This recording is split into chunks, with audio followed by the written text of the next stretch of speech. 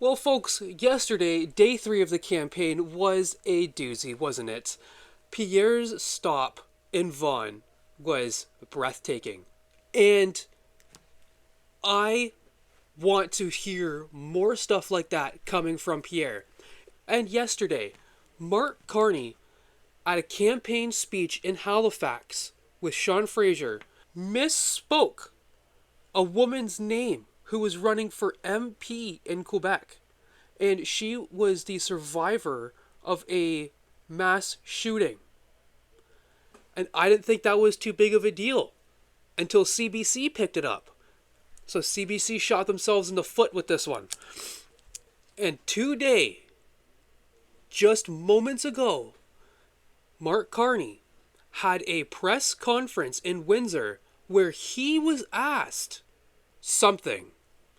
Guys, welcome to the show. I'm your host, Parmesan, and this is Niagara Due North.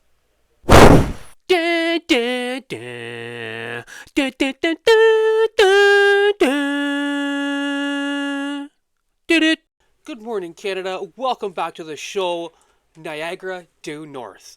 We are covering the election every single day because this is one of the most important times in this country's history.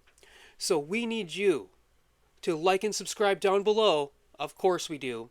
So we can get these videos out so people can hear individual analysis on the news. And they can get their information and take it in the way they want.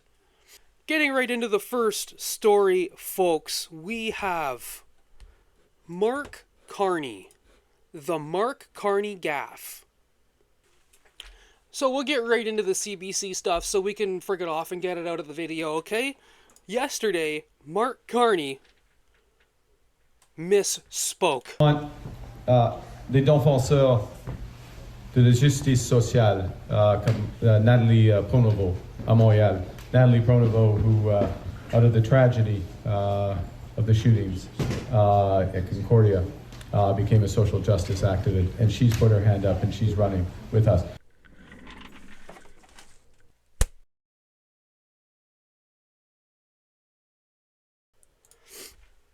Right? Now, I don't know if any of you got that.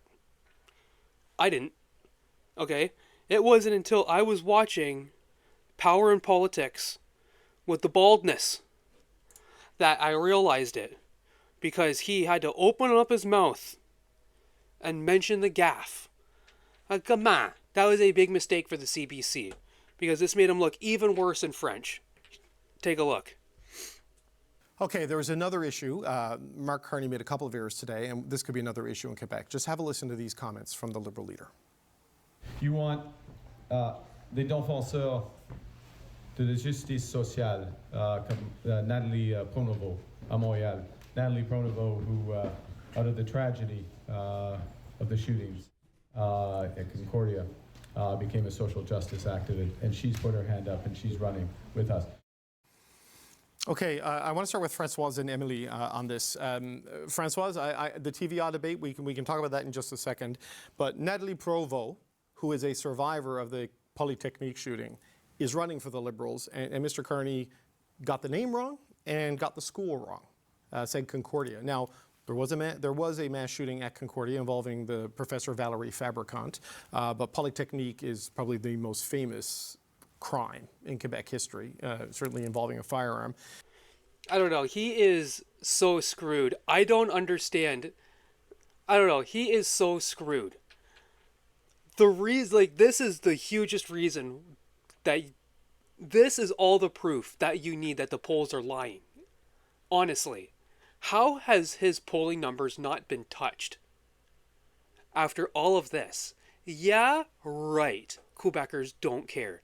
They were this close to separating, and now they're just going to be all aboard the Liberals? I just don't think so. Especially with how protectionist they are about their language.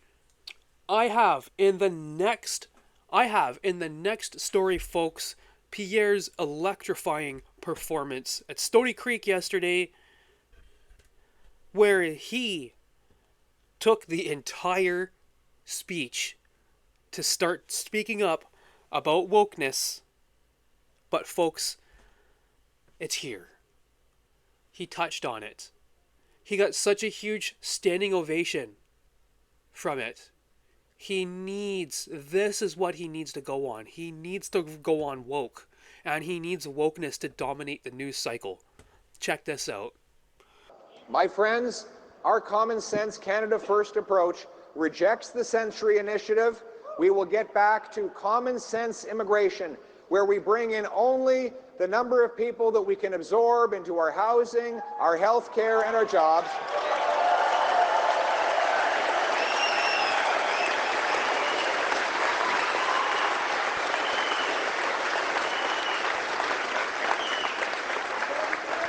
We will end the fraud in the international student program, and we will make sure that corporations only use temporary foreign workers in the very rare cases when there are not Canadians available. Canadian jobs should go to Canadians first.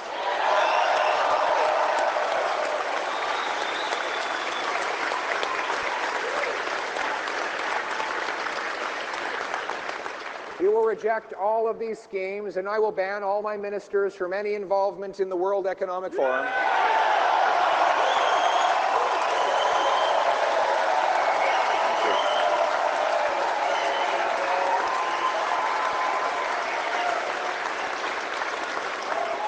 We will end cancel culture and celebrate rather than eliminating our beautiful history. Terry Fox, our veterans, the famous five, will all be back in the passport.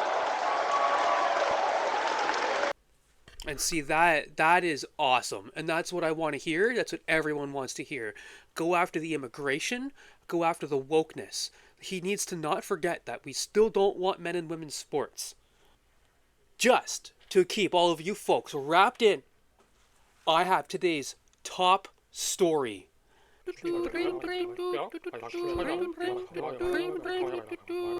A CTV reporter asked MArk Carney about Chandra Arya's disqualification and its foreign interference.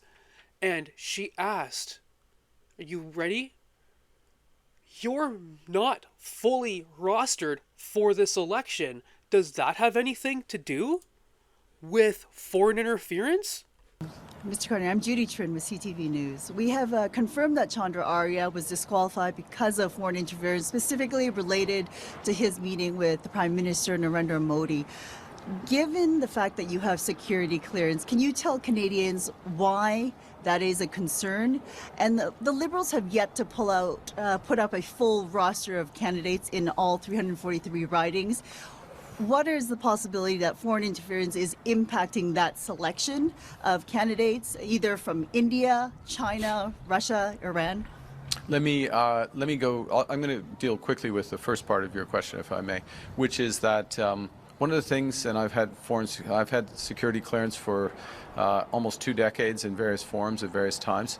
One of the things about having security clearance is you don't then take information that you have from security clearance and repeat it to others. This is something Mr. Poilievre wouldn't know because he doesn't have a security clearance.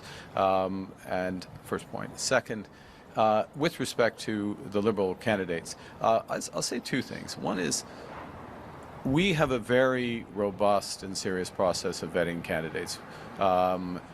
And we take it very seriously, and so there are some candidates that we don't, to use our terminology, green light, we don't approve, and that is the case with Mr. Arya.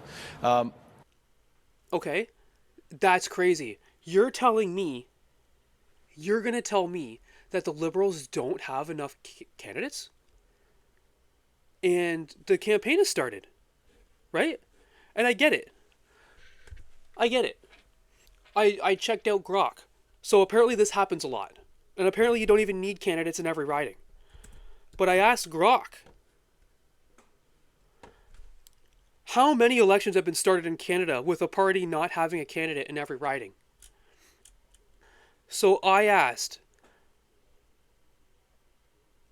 how many times has a Liberal or Conservative party started an election without enough candidates? 3 times for the Liberal Party. Check this out. Missing 2 or 3. Missing 5 or 10. Missing 1 or 2. And these were all extremely difficult circumstances, just like now. Just like now, okay? So it's likely to be missing some candidates everywhere. The Conservatives aren't missing a single candidate. Okay, now watch this. Whoop! We're going to come right on over to the horse's mouth, like this. This is their ridings, or is all their candidates for their ridings. Okay? This looks like a lot. And I've already counted it. I've already went through it. 3 times 63. There's 63 rows of these. These guys have 201 candidates. Did you hear me, folks? The Liberal Party has 201 candidates. They need 343. Guys, the Liberal Party is missing 140 candidates. This is enormous. Like and subscribe down below, guys. I don't think anyone else is going to be talking about this. How are they so popular? How can they possibly be so popular if they only have 60% of what they need? Not even. There's no way they're this popular. Pierre is looking at 140 free seats. Of course they're going to have candidates in there by the time it's done. Are they going to have 140? Perhaps, folks. Perhaps. Maybe I'm making mountains out of molehills. But Grok did say that this has never happened before. That a party at any election at any time has started with such a significant deficit. Thanks for listening to that story, folks. And tomorrow we are going to touch on Pierre's current press conference that he's doing, where he is targeting seniors. And spoiler alert, retirement age 65, no taxes up to $34,000, and many more, guys. He is going to get the senior vote, that one demographic that has the Liberals ahead. So thank you if you guys made it this far in the video, and I will see you guys tomorrow.